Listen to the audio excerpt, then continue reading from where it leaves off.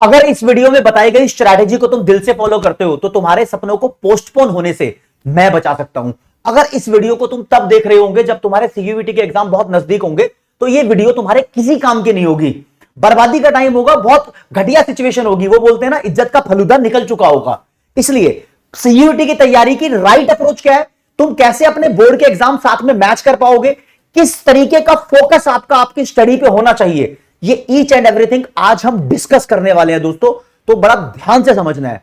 मैं आपका भाई, दोस्त, educator of economics love Kaushik CUET की प्रॉपर गाइडेंस आपको देना चाहता हूं और बहुत कम समय लूंगा और बहुत गोल्डन लेवल की गाइडेंस यहां पर दूंगा। दोस्तों आप जरा ध्यान से समझना। देखो, आप सभी जानते हो जितना भी आप 12th क्लास में पढ़ रहे हो वो सारा का सारा सीयूईटी में तो नहीं आएगा, उससे ज्यादा आएगा। सीबीएसई बोर्ड वाले बच्चे 70% ऑफ सीयूईटी सिलेबस पढ़ रहे हैं और जो दूसरे अदर स्टेट बोर्ड वाले बच्चे हैं वो ना जाने कितना कुछ फालतू भी 12th क्लास के अंदर पढ़ रहे हैं। लेकिन सीयूईटी में तो सिर्फ एनसीईआरटी का सिलेबस आएगा। ओके, चलो ये बात तो सबको पता थी, लेकिन मैं कहना चाहता हूं कि जितने भी आपके मेन डोमेन पेपर होंगे या जनरल टेस्ट पेपर होगा, जब तुम सीयूईटी का पेपर दोगे तो तुम्हें एक लैंग्वेज का पेपर देना कंपलसरी है और जो भी तुम डोमेन सब्जेक्ट होते हैं, तुम्हारे डोमेन सब्जेक्ट का मतलब ऐसे सब्जेक्ट्स जो तुम क्लास 12th के अंदर मेन सब्जेक्ट्स के तौर पर पढ़ रहे हो, ये पेपर दोगे तो हर एक पेपर में आपको लगभग 10 क्वेश्चन छोड़ने की चॉइस मिलेगी। फॉर एग्जांपल, आपको 50 क्वेश्चन मिले हैं, 50 में से सिर्फ 40 अटेम्प्ट करने होंगे। जनरल टेस्ट में 60 क्वेश्चन मिले हैं, 60 में से सिर्फ 50 अटेम्प्ट करने होंगे। तो सीयूईटी का पेपर चॉइस बेस्ड बहुत आसान हो जाता है कि हां, मेरे पास छोड़ने का ऑप्शन है। और बच्चा इसमें गलती कर बैठता है, वो कहता है छोड़ने का ऑप्शन है तो मैं कुछ टॉपिक छोड़कर चला जाता हूं। सबसे बड़ी गलती ये हो गई, आप टॉपिक नहीं छोड़ सकते, क्योंकि दोस्तों जो आपका पेपर बनेगा उस पेपर में 100% सिलेबस कवर करने की कोशिश की जाती है और कभी कभी बहुत लप्पू से, जो बहुत आसान से टॉपिक होते हैं, वहां से इतना मुश्किल क्वेश्चन आ जाता है कि उसको सॉल्व करना बहुत मेहनत वाला काम हो जाता है, या तो उसमें टाइम इतना ज्यादा लग जाता है कि हमारे जो टाइम अलॉट किया हुआ है वो पार हो जाता है, छूट जाता है क्वेश्चन। और कभी कभी ऐसा भी होता है कि जो बहुत टफ टॉपिक होता है वहां से बहुत लप्पू सा आसान सा क्वेश्चन आ जाता है। तो इसलिए आई सजेस्ट कि आप 100% ऑफ द सिलेबस कंप्लीट करके जाओ। आसान टॉपिक भी करो, मुश्किल टॉपिक भी करो। मुश्किल टॉपिक जरूरी नहीं कि तुम्हें 100% समझ आ जाए। कोई बच्चा ऐसा हो सकता है अबव एवरेज है, उसका मैथ्स का इंटीग्रेशन का टॉपिक है, भाई उसको 100% समझ नहीं आ रहा, लेकिन हो सकता है कि पेपर के अंदर सिर्फ फॉर्मूला पूछ लिया हो, लेकिन क्वेश्चन तो क्रैक करके आएगा। तो आप 100% सिलेबस को अटेम्प्ट दो, भाई मैं पूरा तैयार करके जाऊंगा। तो वहां पर फिर आपको जो 10 क्वेश्चन छोड़ने की चॉइस मिलेगी, बहुत मस्त काम आने वाली है रे बाबा तुम्हारे। Full out of full marks लाने की ये स्ट्रेटेजी है। हां, अगर तुम 100% सिलेबस कवर करते हो, उसमें से 80% स्टोर कर लेते हो, तो तुम्हें 80% पेपर ही सॉल्व करना है। वहां पर 50 में से 40 क्वेश्चन करने होंगे दोस्त, 20% तो छोड़ सकते हो, चॉइस होती है। समझे नहीं समझे? हाँ, तो यहां पर ये चीज तुम्हारे काम आ सकती है। तो आप इस अप्रोच को ध्यान में रखना। अब बंदा बोलेगा सर मेरे को तैयारी कब करनी है? सुन मेरी बात भाई, जब तुम्हारे बोर्ड के पेपर खत्म हो जाएंगे तो बंदा सोचेगा यस अब सीयूईटी की तैयारी करूंगा, लेकिन तब तुम्हें 1 से 1.5 महीना मिलेगा तैयारी करने का। वो गलत अप्रोच हो जाएगी। 1 से 1.5 महीने में तुम सीयूईटी बेस्ड तैयारी अच्छे तरीके से करो, उसके चांसेस कम है, तो इसलिए उसको पहले से कर लो। भाई 12th क्लास का बच्चा हमेशा मेहनत करके आगे बढ़ने वाला बच्चा होता है, उसको पता होता है 12वीं के अंदर जो कर लिया उसके बेसिस पे उसका करियर बनने वाला है। तो 12th क्लास में सबसे ज्यादा मेहनत होती है। इतनी मेहनत 11वीं तक, इतना जोर 11वीं तक कभी नहीं लगाया जितना जोर 12वीं में लगता है। 12वीं में टाइम टेबल चेंज हो जाता है, यारी दोस्ती कम हो सकती है, दोस्तों के साथ उठना बैठना, जल्दी उठना, लेट सोना, पढ़ पढ़ के बच्चा अपने आप को बहुत अच्छे से इंप्रूव कर लेता है, क्योंकि उसको पता है कि 12th क्लास में जो कर लिया सो कर लिया, इसके आगे बहुत मुश्किल काम हो जाते हैं। इसके आगे वो प्लेटफॉर्म नहीं मिलने वाला जहां बंदा निखर जाएगा, वो बिखर ही जाता है बेसिकली। तो निखरने की कोशिश करो। आपको किसी भी तरीके से सीयूईटी की तैयारी अभी अपने हाफ ईयरली एग्जामिनेशन के साथ साथ या उसके बाद चालू करनी चाहिए। बेसिकली दोस्तों वो चीजें पहले पढ़ो जो आपके कोर्स में नहीं है। कौन से कोर्स में?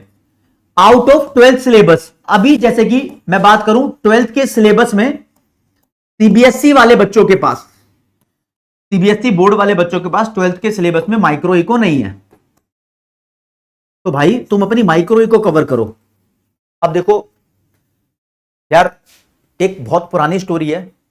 एक बंदे ने अपने घर के अंदर दो गमले लगाए, उन दोनों गमलों में सेम तरीके का पौधा था, वो दोनों पौधों में पानी डालता था।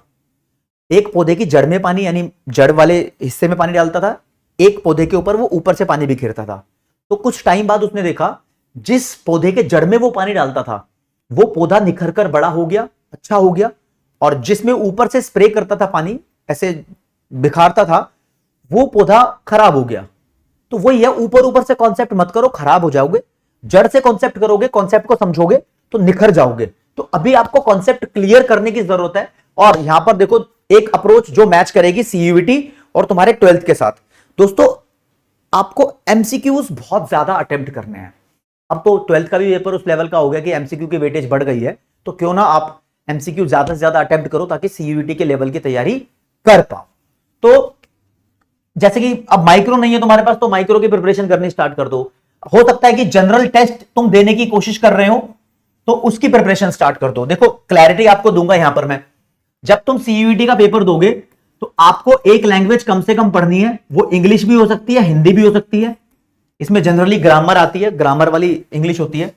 दूसरा, आपके डोमेन सब्जेक्ट होते हैं। फॉर एग्जांपल आप अकाउंट देते हो, इको देते हो, बिजनेस देते हो, बच्चों के पास मैथ्स भी होता है, राइट, ये सब्जेक्ट होते हैं।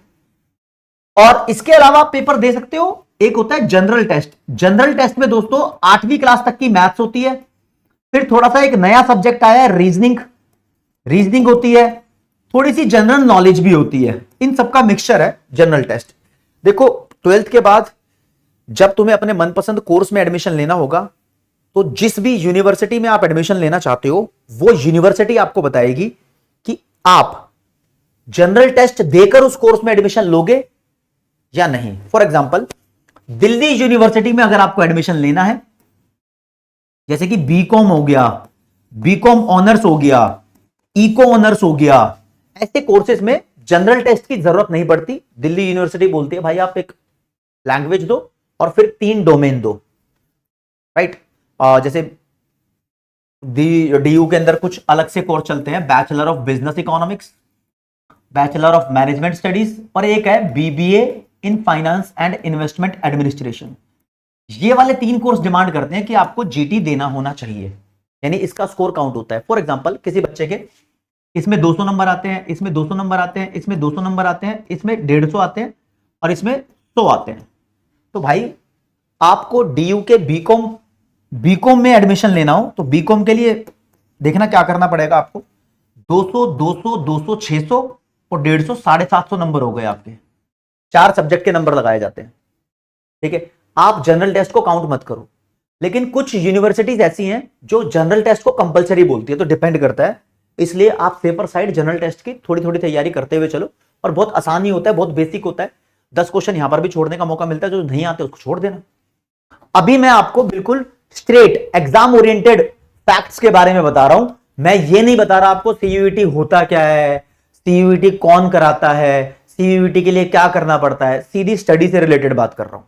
आपको अभी ये तैयारी करनी होगी ताकि आप सक्षम हो पाओ उस टाइम के लिए जब तुम्हें मेन पेपर देना हो। और दोस्तों 12वीं क्लास में हो तुम, तो आप ये भी जानते हो 11th क्लास तक का बहुत सारे बच्चे ऐसा होते हैं जो ये कहते हैं यार मैं पेपर दिया आया, अगर मेरे को एक दिन और मिल जाता ना तो मैं इस पेपर को अच्छे से अटेम्प्ट कर पाता। कई बार एग्जाम में 2 छुट्टी मिलती है, 3 छुट्टी मिलती है, और बच्चा सोचता है यार एक दिन की और छुट्टी मिलती तो मेरे टॉपिक्स और अच्छे हो जाते, जो सिलेबस छूट गया है वो भी कंप्लीट हो जाता, तो मैं उसको अच्छे से कर पाता। तो ये स्ट्रैटेजी अपने भेजे में घुसा लो आज ही सोच लो। मान लो तुम्हें एग्जाम में 2 छुट्टी मिलने वाली है एग्जाम्पल के तौर पे, और तुम कहते हो कि मेरे को भैया इको की प्रिपरेशन के लिए 4 छुट्टी चाहिए। तो राजे अभी तो तुम्हारी डेट शीट भी नहीं आई है, तुम 4 छुट्टी वैसे ही ले लो। जिस दिन तुम्हारा कोर्स कंप्लीट हो 4 दिन लगातार इकोनॉमिक्स पढ़ो, और देखो फिर तुम इकोनॉमिक्स के लिए कितने चैंप बने हो। प्री बोर्ड में जाओगे ना तो प्री बोर्ड में इस लेवल से तैयारी करना। आप फोकस्ड होकर पढ़ो, जिस सब्जेक्ट में वीक हो उसको ज्यादा टाइम देना स्टार्ट करो ताकि वीक वाला सब्जेक्ट भी बैलेंस हो जाए। ऐसा मत करना कि जो सब्जेक्ट तुम्हें पसंद आता है उसके पीछे ही पढ़ जाओ, ये गलत अप्रोच होती है। तो बस इतनी इंपॉर्टेंट बात आपसे कहने आया था।